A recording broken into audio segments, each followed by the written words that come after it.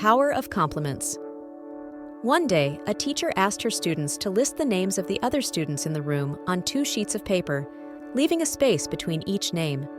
Then she told them to think of the nicest thing they could say about each of their classmates and write it down.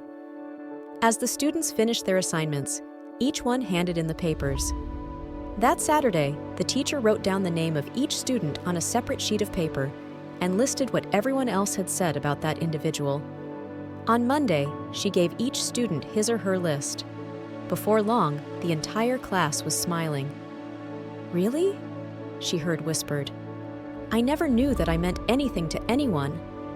And I didn't know others liked me so much," were most of the comments. No one ever mentioned those papers in class again. The students were happy with themselves and one another. That group of students moved on. Several years later, one of the students was shot in Vietnam, and his teacher attended the funeral of that special student.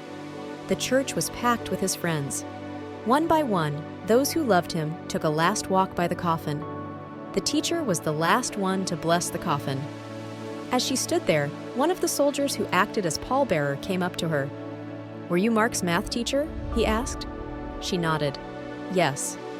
Then he said, "Mark talked about you a lot." After the funeral, most of Mark's former classmates went together to a luncheon.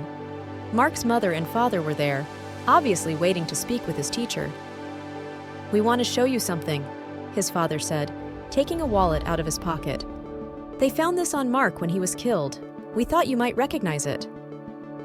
Opening the billfold, he carefully removed 2 worn pieces of notebook paper that had obviously been taped, folded, and refolded many times. The teacher knew without looking that the papers were the ones on which she had listed all the good things each of Mark's classmates had said about him. "Thank you so much for doing that," Mark's mother said. "As you can see, Mark treasured it." All of Mark's former classmates started to gather around. Charlie smiled and said, "I still have my list. It's in the top drawer of my desk at home." Chuck's wife said, "Chuck asked me to put his in our wedding album." "I have mine too," Marilyn said. "It's in my diary." Then Vicky reached into her pocketbook, took out her wallet, and showed her worn list to the group. "I carry this with me at all times," Vicky continued. "I think we all saved our lists." That's when the teacher finally sat down and cried. She cried for Mark and for all his friends who would never see him again. The density of people in society is so thick that we forget that life will end one day. And we don't know when that one day will be. So please, tell the people you love and care for that they are special and important. Tell them before it is too late. And one way to accomplish this is by forwarding this video on.